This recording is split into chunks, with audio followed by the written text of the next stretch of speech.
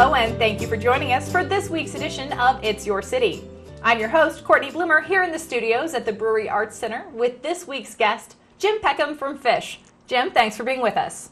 My pleasure. Glad I could come. And first time I've had an opportunity to visit with a commentator here. Normally I get to do it by myself, so this is a nice change. With the new format yet. That's right. Welcome. We're Thank you. thrilled that you're here. We can't wait to hear about some of the exciting things that are going on at F.I.S.H. Okay. Just for starters, tell us a little bit about, because some of our viewers may not be familiar with the vast array of services that F.I.S.H. provides. So tell us some of the good work that you're doing in the community. Sure. A lot of people, in fact, think we're just a thrift store, and because it's so evident on the highway, but that's just one of the ways that we raise money. I also use F.I.S.H. as an acronym, so F-I-S-H, first food, instruction, shelter, and healthcare, and that summarizes the big focus.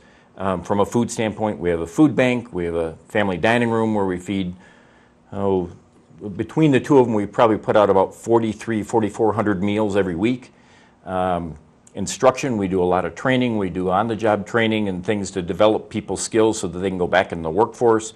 We've got the only homeless shelters, which are out at Stewart Indian Facility, and people probably see our shuttle bus going back and forth as we transport people. And then healthcare, we've got the only free medical clinic in town, which is focused predominantly on people with chronic illness who don't have insurance, and so we're providing them medical care and their insulin or medication for liver disease or heart disease or something of that sort to keep them going. And then other miscellaneous things, we've got showers and laundry facilities to help people clean up. We help them with utility bills, just a number of things to give people a hand up. And what we require of our clients is that they set goals, and as long as they're making progress on those goals, then we keep on helping them, because we don't want to work harder than they do. But if they're working along with us, then we continue to provide them services and support them, providing the hope and everything else to help them to either get a job or to adjust to their fixed income or whatever the scenario might be. So wide variety of services. Unlike most nonprofits, we touch people in a lot of different ways in providing them help and hope to move on in their lives. And the way that you provide those services involves networking with a lot of the other partners in the community also. F.I.S.H. is working on a venture right now to do some additional housing projects. Right. Tell us a little bit about that. Okay.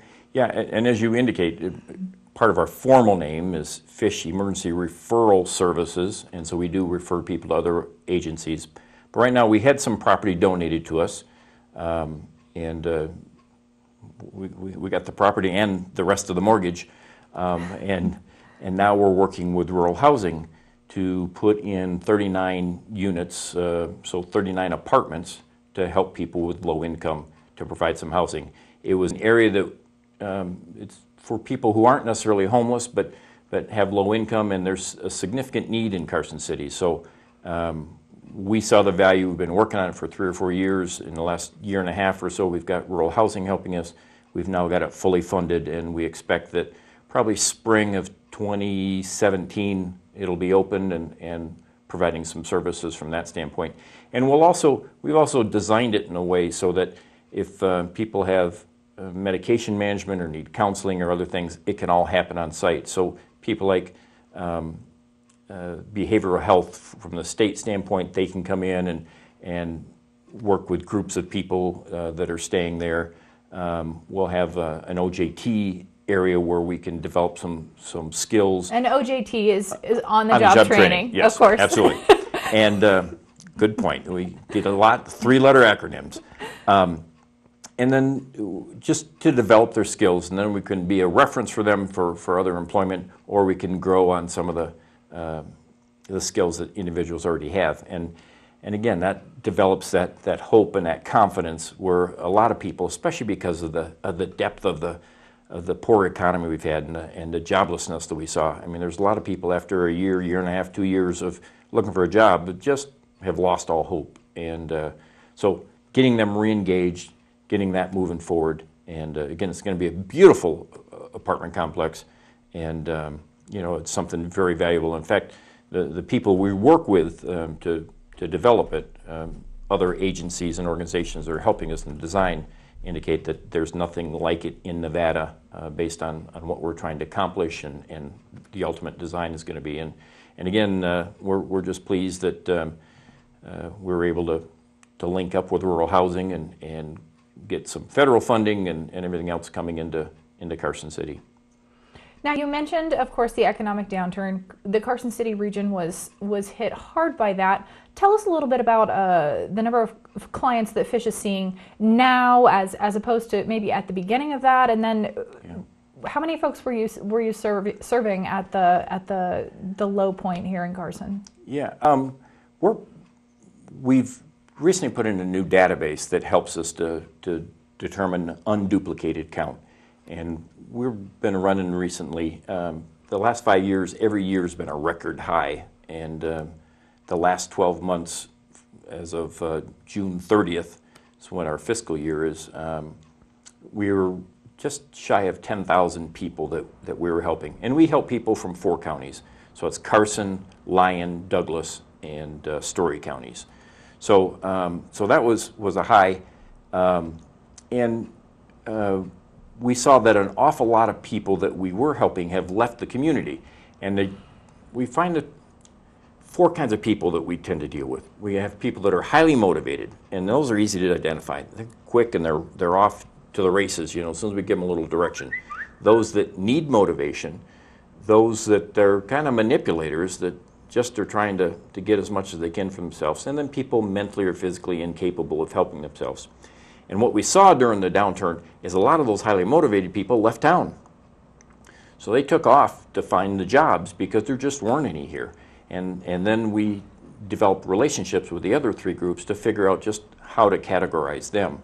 When what we're seeing, June, we had a huge spike of people. We probably normally average in our dining room, for an example, 100, 105 people every night.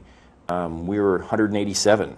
Wow. In a night. So there's tremendous need so here in the community. June it hit, and it just hit again in August. August is going to be an all-time record high. And I think it's, as far as we can tell, it's people coming back because they hear the economy is improving, so they love this community. It's such a great community to live in that they want to come back and see if they can't get some employment and find move a foothold forward. here That's in right. Carson City. So we're seeing another big surge, which impacts our food bank. So it's our food bank probably has the lowest inventory we've ever had, which is a little scary, but the community typically supports us very well in that, and there'll be an opportunity in October when the schools do their food drive and other things. So we're to the point where we normally give a lot of frozen foods and other things, and there's not a lot of meat around, and part of it, the chickens got wiped out with the bird flu, the cost of beef is crazy, and the drought, and there's just a lot of different issues that have come into play. So for folks who might be watching the show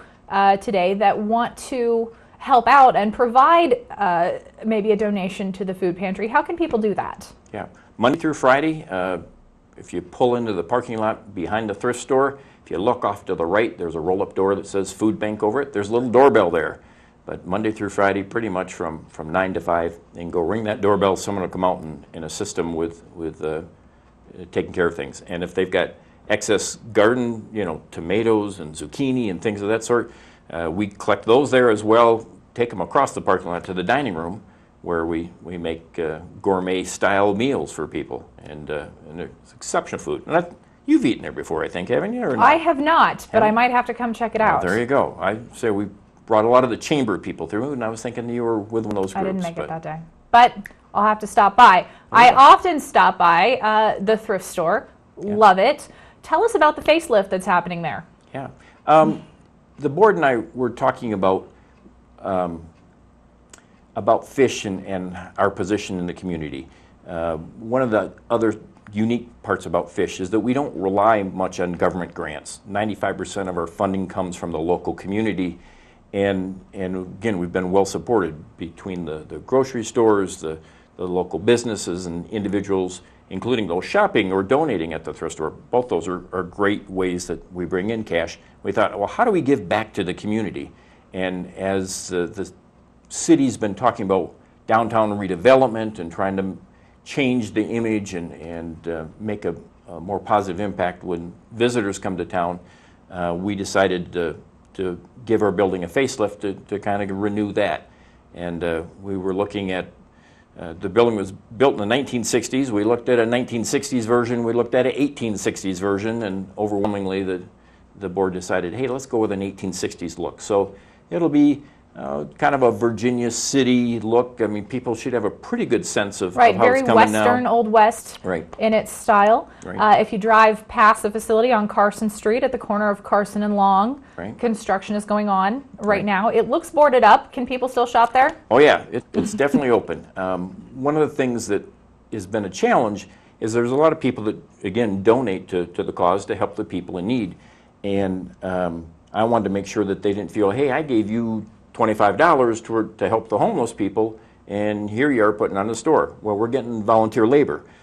So as such, it goes in spurts. It's based on when a building crew becomes available, and we can find a contractor that's willing to donate the resources to be able to take it to the next level. But we expect that we'll see the glass go in pretty soon, and then we've got a little bit of stucco, some brickwork, and some painting, and then there's a lot of metal, sheet metal that goes up, including corrugated metal. So based on, I mean, the good news is the builders have been really busy lately. So that's a good news for their business, but it's just a little harder for us to schedule when that's going to happen. The construction project is taking a little while. So the thrift store here in Carson is, I guess you could call it the flagship store for Fish. It's not your only store. Right. Yeah, it's all of our stores open 6 days a week. We have one up in Mount House. We've got one down in Gardnerville, and then we've got this one here in Carson. It's the largest one in Carson, and as I've indicated, that donations that come there, we sell it. It becomes cash, which then we can pay people's utility bills. We can pay for the medicine. We can do some of the other things. So it's critical, and about 85 to 87 cents of every dollar that comes into Fish is used for services, and all the money that comes into Fish stays here in the community. It doesn't go off to Chicago where some headquarters is or something else. Right. This is truly a local organization, and is locally supported, as you mentioned. Like 90% of the funding for Fish comes from here in the community. And another project that is ongoing, it's kind of a high visibility project that's going on, is the Empty Bowls project. Yes. Yeah. How can people become involved in that? It's a great project. I love it. I'm excited about it happening again this year. Tell us about that. Yeah, that's actually a nationwide program that goes on in a lot of different communities. And some local pottery folks got together and said, hey, we want to bring that to Carson City, and any money that comes from that, they donate to Fish for us to do things. And basically what it is that they encourage the community to build, to make these ceramic bowls and to paint them. And folks might have seen that going on at the farmers market this summer. Yeah, and they've got a number of different places where you can build. And then at the tree lighting ceremony, we arrange with local restaurants to have soup or spaghetti or stew or something else to be able to put in those bowls, and people make a donation based on that. And then they take their bowl home with them, so it's in the cupboard to remind them that there are empty bowls in the community, and the fact that we need to try and help feed people. So people are able to practice some of their artistic skills, and those that aren't as artistic can purchase somebody else's artistic skill. And there's some other fundraising things. We normally have some auctions and things of that sort that go on. And again, this year, the last 2 years we've done it outside, and it's always been a little sketchy in the winter out here. You just never know it could be 70, it could be crazy. Freezing. Yeah, you never know. But we're going to be located actually in the Presbyterian Church, which is where the second tree lighting happens.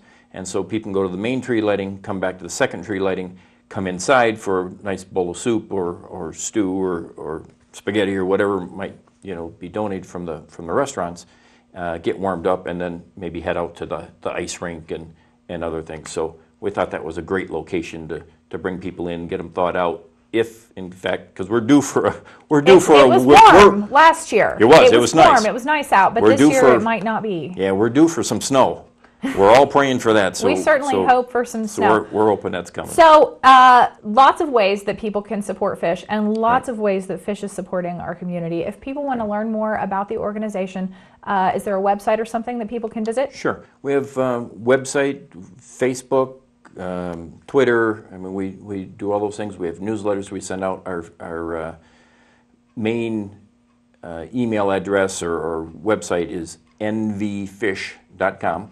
Not the kind of envy that I'm jealous of somebody, but like the abbreviation of Nevada. Nevada Fish. So right. nvfish.com.